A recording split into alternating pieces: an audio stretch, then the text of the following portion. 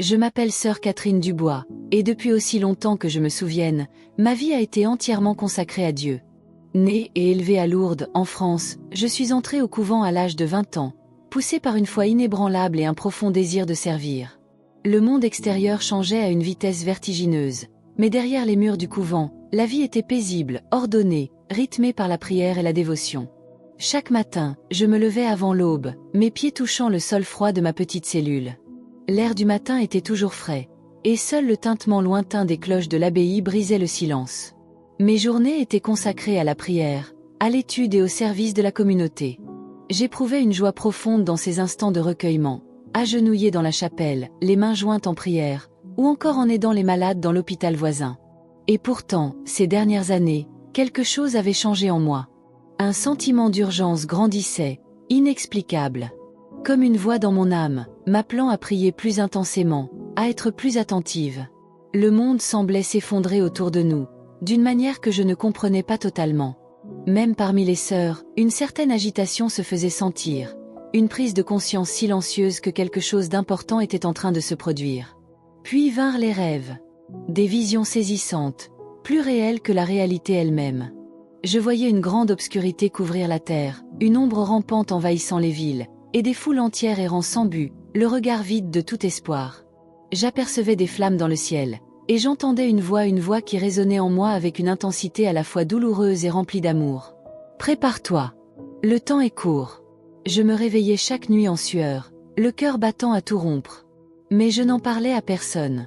Non pas par crainte d'être incomprise, j'avais appris depuis longtemps que certaines choses devaient rester entre l'âme et Dieu, mais parce que je ne comprenais pas encore le message. Puis vint le jour où tout bascula. Un après-midi d'octobre, je me trouvais dans la chapelle, allumant des cierges pour les âmes en souffrance. Depuis des semaines, je me sentais affaiblie, essoufflée au moindre effort. J'avais ignoré ces signes, pensant qu'il s'agissait d'une simple fatigue. Mais ce jour-là, alors que je me tenais debout devant l'autel, une vague de vertige me submergea. Ma vision se brouilla, le cierge que je tenais tomba de mes mains tremblantes, et je m'effondrai sur le sol de pierre glacée. La dernière chose que j'entendis avant que tout ne devienne silence, c'étaient les pas précipités des sœurs accourant vers moi, paniquées. Puis plus rien. Mais la mort n'était pas la fin. Ce n'était que le commencement. Avant que nous poursuivions ce témoignage bouleversant, j'aimerais vous inviter à faire partie de notre communauté. Si cette histoire vous a touché jusqu'ici, n'oubliez pas de vous abonner et de laisser un like. Cela nous aide à partager d'autres témoignages aussi puissants avec des milliers de personnes qui ont besoin d'entendre ces récits. Et j'aimerais mentionner votre NOM dans notre prochaine vidéo. Commentez votre nom et votre ville ci-dessous, et dans notre prochain témoignage, nous vous enverrons un message spécial. Imaginez entendre votre nom devant des milliers de personnes, votre moment pour faire partie de quelque chose de plus grand. Commentez maintenant. Il n'y avait ni douleur, ni peur. Aucun sens du temps. Le moment où mon corps s'est effondré sur le sol de la chapelle, je me suis immédiatement sentie transportée ailleurs. Comme si j'avais été délivrée du poids de ma chair, libérée de la fatigue, de la maladie, des limites humaines. Une chaleur douce m'enveloppait, et je montais, pas dans le ciel tel qu'on l'imagine, mais dans quelque chose de plus vaste, plus profond, plus infini. D'abord, il n'y avait que de la lumière. Une lumière vivante, plus éclatante que le soleil, mais qui ne blessait pas les yeux. Elle respirait, elle vibrait d'une manière indescriptible. Cette lumière m'aimait. Elle me connaissait depuis toujours. Je compris alors ce que signifiait être réellement libre, pas seulement libre des souffrances terrestres, mais libéré de tout ce qui pèse sur l'âme humaine. Plus de doute, plus de peur, plus d'inquiétude. Seulement l'amour pur, absolu, enveloppant. Puis, j'ai commencé à entendre de la musique. Mais ce n'était pas une musique ordinaire. C'était le chant du ciel lui-même. Une harmonie vivante, qui résonnait jusque dans mon être le plus profond. C'était la louange de l'univers entier. Un chœur de voix céleste chantant dans une langue que mon âme comprenait sans effort. Et puis, je n'étais plus seule. Quelqu'un se tenait près de moi. Un être de lumière, d'une sainteté indescriptible. Je ne pouvais pas encore voir son visage, mais je savais qui c'était. Mon cœur se mit à battre d'une manière nouvelle, non pas par crainte, mais par révérence absolue. Puis, il parla. « Sœur Catherine, viens !» Ce n'était ni une voix forte ni un murmure, mais une parole qui ébranla mon âme entière. Je m'approchai, attiré comme par une force irrésistible. Et soudain, je le vis. Jésus. Son éclat était inimaginable, plus lumineux que 1000 soleils réunis, et pourtant, il ne m'aveuglait pas. Son vêtement semblait tissé de pureté, et ses yeux contenaient l'éternité. Tout était en eux, la compassion, l'amour infini, mais aussi une tristesse profonde.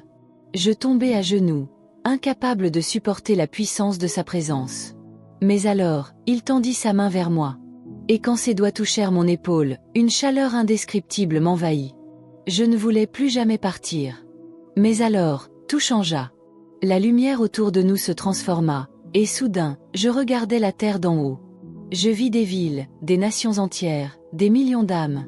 Mais quelque chose n'allait pas. Il y avait une ombre qui s'étendait sur le monde. Et puis, mon regard fut attiré vers un endroit précis. Le Vatican. Mon souffle se coupa. Je vis Saint-Pierre de Rome, et quelque chose d'étrange se passait. Le pape. Il était là, seul, accablé, comme portant un poids invisible. Et Jésus me regarda. « Vois-tu » demanda-t-il, une immense tristesse dans la voix. J'essayais de comprendre, mais ce que je voyais dépassait tout ce que mon esprit pouvait concevoir. Quelque chose était en train de se passer. Quelque chose que le monde entier ignorait encore. Jésus posa alors ses yeux sur moi. Il brillait d'une urgence silencieuse. « Tu dois retourner. » Je ne voulais pas partir. Debout devant Jésus, enveloppé dans sa lumière, je ressentais une paix et un amour absolu. C'était comme si toute mon existence, chaque prière, chaque moment de ma vie m'avait mené à cet instant précis. Mais ces paroles résonnaient encore en moi. « Tu dois retourner. » J'ai ouvert la bouche pour parler, pour le supplier de me laisser rester, mais avant que je puisse prononcer le moindre mot, tout changea. Le monde sous nos pieds se transforma. Ce qui avait semblé paisible un instant auparavant se couvrit d'agitation et de souffrance. Je vis des villes en flammes, des foules perdues, la foi vacillante.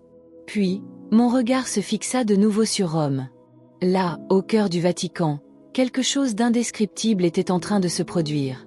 Et le pape. Il se tenait seul, ses épaules voûtées sous un fardeau invisible, son visage marqué par la fatigue et l'inquiétude. Une ombre rampait vers lui, une menace que seuls les yeux spirituels pouvaient percevoir. Quelque chose n'allait pas. Je me suis tournée vers Jésus, le cœur battant. « Seigneur, qu'est-ce que cela signifie ?» Ses yeux ont croisé les miens, emplis d'une tristesse profonde. « Le temps est proche, dit-il doucement. Mon peuple doit se réveiller. L'Église doit prier. » Et alors, il me montra. Une vision s'ouvrit devant moi, le Vatican plongé dans un étrange silence. Les couloirs sacrés qui avaient résonné de prières pendant des siècles semblaient maintenant remplis de murmures inquiétants. Derrière des portes fermées, des décisions étaient prises, des discussions chuchotées. Le pape était là, à genoux, priant avec une intensité déchirante. Et je ressentis quelque chose. Un changement approchait. Un bouleversement qui allait secouer l'Église tout entière. Je regardais Jésus, mon âme tremblante d'émotion. « Mais pourquoi moi » murmurai-je. « Parce que tu as vu » répondit-il avec une douceur infinie. « Maintenant, tu dois leur dire. » Et soudain, tout bascula. Avant que je puisse protester, avant que je puisse demander plus de temps, je fus aspiré en arrière. Je tombais. Pas comme dans un rêve, pas avec une secousse brutale, mais lentement, inexorablement, comme si je glissais hors du ciel et que la gravité m'attirait de nouveau vers la terre. La lumière de l'au-delà s'estompa, les chants célestes se turent, et puis, je repris mon souffle. L'air brûla mes poumons. Mes yeux s'ouvrirent brusquement, éblouis par la lumière crue du néon au-dessus de moi. L'odeur aseptisée de l'hôpital m'assaillit, et j'entendis le bruit lointain des moniteurs et des voix paniquées autour de moi. Ma poitrine me faisait mal. Mes membres étaient lourds. Mais j'étais vivante. Et je me souvenais de tout. La lumière crue au-dessus de moi semblait étrange, trop artificielle, trop éloignée de la chaleur divine que je venais de quitter. Mon corps était lourd, mes poumons me brûlaient comme s'ils avaient été privés d'air, et le son lointain des machines me ramenait brutalement à la réalité. J'étais revenue. La chambre d'hôpital était glaciale, impersonnelle. Des fils étaient reliés à mes bras, les moniteurs bipaient autour de moi, et à travers la porte entr'ouverte, j'entendais des infirmières chuchoter. Mais mon cœur savait la vérité. J'avais été avec lui. J'avais vu Jésus. J'avais ressenti son amour, j'avais vu la souffrance du monde, j'avais entendu son avertissement. Et je me souvenais de tout. Le pape, seul, accablé.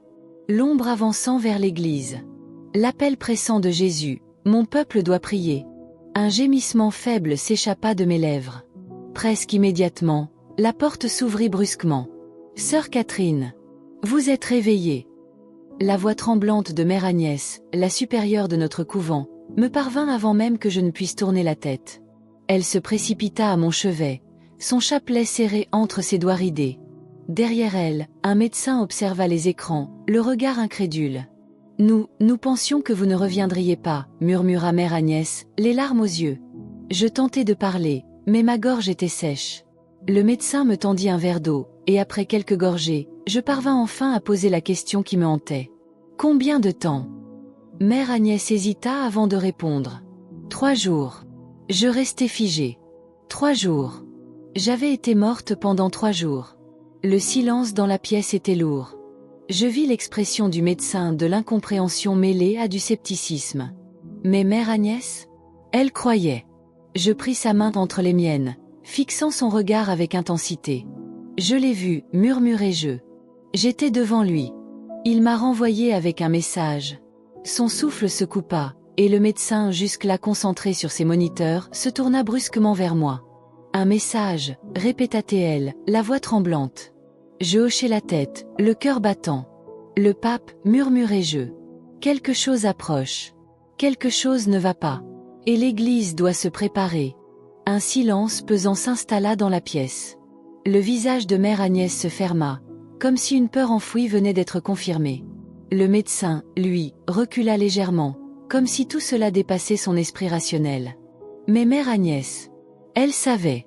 Racontez-moi tout, chuchota-t-elle. Alors, je parlais. Je lui racontai la lumière, la paix, la présence de Jésus. Je décrivis la terre vue d'en haut, la façon dont il m'avait montré l'ombre s'étendant sur le Vatican, comment le pape se tenait seul, écrasé par un fardeau invisible.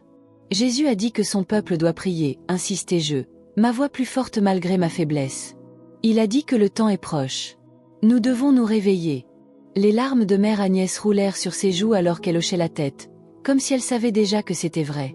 Je ne savais pas encore ce que cette vision signifiait, ni combien de temps il nous restait. Mais j'étais revenue pour une raison. J'aimerais mentionner votre NOM dans notre prochaine vidéo. Commentez votre nom et votre ville ci-dessous, et dans notre prochain témoignage, nous vous enverrons un message spécial. Imaginez entendre votre nom devant des milliers de personnes, votre moment pour faire partie de quelque chose de plus grand. Commentez maintenant. Et si vous êtes encore avec nous, n'oubliez pas de laisser un like.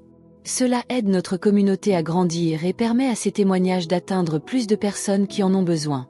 Le poids de ce que j'avais vu m'écrasait comme une tempête prête à éclater. Mon corps était encore faible, à peine remis de mon retour à la vie, mais mon âme était plus forte que jamais. La vision ne me quittait pas. Le pape, l'ombre, l'avertissement. Je n'avais pas été renvoyé par hasard. Mais que pouvais-je faire? Qui écouterait une simple religieuse, une femme qui avait passé sa vie dans le silence du couvent? Et pourtant, je savais que je devais agir. Ce soir-là, alors que je reposais dans mon lit d'hôpital, Mère Agnès resta à mes côtés, son chapelet entre les doigts, les yeux fixés sur moi. Dieu ne révèle rien sans raison, murmura-t-elle avec une étrange conviction. S'il t'a renvoyé, c'est que tu dois parler. J'avalai ma salive avec difficulté. Mais qui écoutera? Mère Agnès ne détourna pas le regard. L'Église doit écouter. L'Église. J'avais passé ma vie à obéir, à prier en silence, sans jamais chercher à être entendu. Mais maintenant, Jésus lui-même m'appelait à témoigner. Cette nuit-là, je priais comme jamais auparavant. Ce n'était pas une prière habituelle, pas un simple murmure de dévotion. C'était une prière de supplication. Seigneur, que veux-tu que je fasse? La chambre était silencieuse, mais au fond de moi, je sentis sa réponse. Je devais aller à Rome. L'idée me terrifia. Je ne savais pas comment. Je ne savais pas qui j'allais voir. Mais je savais que je devais y aller. Le matin suivant, je partageai ma décision avec Mère Agnès. Elle ne posa aucune question. Elle ne douta pas une seconde. Le Seigneur ouvrira la voie, répondit-elle simplement. Et il l'ouvrit. 2 semaines plus tard, encore affaibli mais porté par la foi, je posai le pied sur le sol de Rome, en Italie. L'air était chargé d'histoire et d'encens. Les pavés irréguliers de la ville ancienne semblaient chuchoter sous mes pas. Je n'avais aucun rendez-vous, aucun contact, aucun plan, seulement la certitude que Dieu me guiderait. Et il le fit. Dès que je franchis les portes du Vatican, je ressentis à nouveau cette force en moi. Je savais que je ne marchais pas seul. Mais ce que je ne savais pas encore, c'est que quelqu'un m'attendait déjà. Le Vatican avait une atmosphère particulière. Ce n'était pas seulement l'immensité des basiliques ou le poids de l'histoire gravée dans chaque pierre. Il y avait quelque chose d'invisible, une présence spirituelle puissante. Sous mes pieds, les pavés du Vatican vibraient de la foi de ceux qui avaient prié ici pendant des siècles. Mais il y avait aussi un changement, une tension silencieuse que l'on pouvait presque ressentir dans l'air. Je marchais à travers les longs couloirs ornés de fresques, vêtus de mon humble habit, ne suscitant aucun regard curieux. J'étais une religieuse parmi tant d'autres. Et pourtant, je sentais que quelqu'un savait que j'étais là. Je n'avais pas fait 3 pas de plus qu'un homme en soutane noire s'approcha. Son visage était marqué par l'âge, son regard empreint de sagesse. Il ne me demanda pas qui j'étais. Il savait déjà. « Sœur Catherine, dit-il calmement. Vous avez fait un long voyage. » Mon cœur s'arrêta un instant. « Comment connaissez-vous mon nom ?» Un léger sourire effleura ses lèvres. « Vous n'êtes pas la seule à avoir vu. » Un frisson parcourut mon échine. Je m'étais attendue à des doutes, à des regards sceptiques, à des portes fermées. Mais il semblait que mon arrivée était attendue. Il me fit signe de le suivre. « Il y a quelqu'un qui souhaite vous parler. » Sans un mot, je marchai à ses côtés, mon cœur battant à un rythme effréné. Je ne savais pas qui m'attendait derrière ces portes majestueuses. Mais je savais que c'était là que mon destin m'appelait. J'aimerais mentionner votre NOM dans notre prochaine vidéo. Commentez votre nom et votre ville ci-dessous, et dans notre prochain témoignage, nous vous enverrons un message spécial. Imaginez entendre votre nom devant des milliers de personnes, votre moment pour faire partie de quelque chose de plus grand. Commentez maintenant. Et si vous êtes encore avec nous, n'oubliez pas de vous abonner et de laisser un like. Nous ne gagnons rien en faisant cela, nous le faisons par passion, pour partager ces témoignages avec le monde. Votre soutien est essentiel pour que ce message touche plus de cœurs. Merci d'être avec nous dans cette incroyable aventure.